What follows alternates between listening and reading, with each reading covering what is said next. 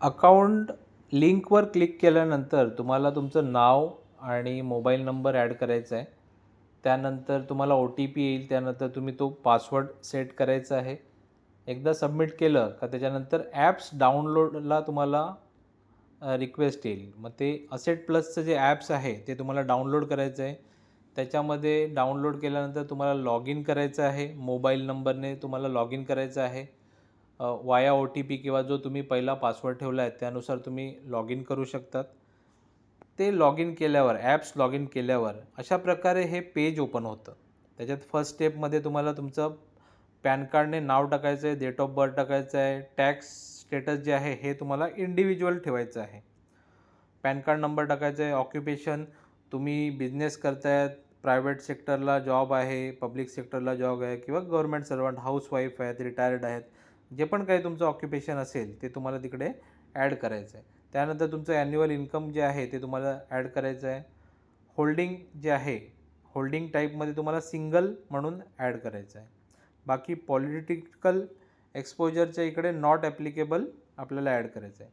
Second step येते तुमचा personal डिटेलचा. त्याच्यात तुमचं ईमेल ID टाकायचं आहे, बिलॉंग्स टूच्या जागेवर सेल्फ टाकायचं आहे. परत मोबाईल नंबर ॲड करायचा आहे, बिलॉंग्स टूच्या जागेवर परत सेल्फ तुम्हाला ॲड करायचा. प्लेस ऑफ बर्थ तुमचं जन्म ठिकाण जे पण असेल ते तुम्हाला इकडे ॲड करायचं आहे.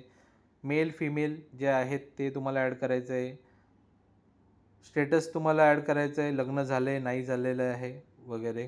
त्याच्यानंतर येते स्टेप नॉमिनीची. तर नॉमिनीचं नाव, डेट ऑफ बर्थ, तुमच्याशी रिलेशन काय आहे ते ॲड करायचं आहे. माय NREवर क्लिक करायचं नाही आहे. त्याच्यात तुम्हाला नॉमिनीचे पॅन कार्ड, आधार कार्ड किंवा ड्रायविंग लायसन, पासपोर्ट याच्यातलं डिटेल जे विचारेल. आता आधार कार्डवर क्लिक केलं तर आधार कार्डचं बघा लास्ट 4 डिजिट तुम्हाला विचारेल. मग ते 4 डिजिट टाकायचं आहे.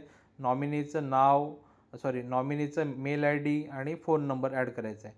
आणि हा जो खाली आहे सेम ॲज ॲड्रेस त्याच्यावर क्लिक करायचं आहे. म्हणजे सेम ॲड्रेस तुमचा याच्यात ॲड होणार आहे.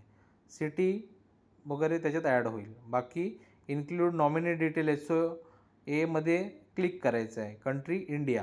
त्यानंतर तुमचा ॲड्रेस जो आहे तो तुम्हाला इथे फिल करायचा आहे. 3 लाईनमध्ये थोडा थोडा करून तो फिल करायचा आहे. त्याच्यानंतर तुम्हाला बँक डिटेल्स टाकायचे आहेत. बँक डिटेल्स टाकल्यानंतर जे पण काय सेविंग करंट वगैरे जे आहे ते टाकायचं आहे. त्याच्यानंतर तुम्हाला साईनचा एक फोल्डर येईल. तिकडे तुम्हाला हातानेच साईन करायचं आहे आणि सबमिट करायचं आहे.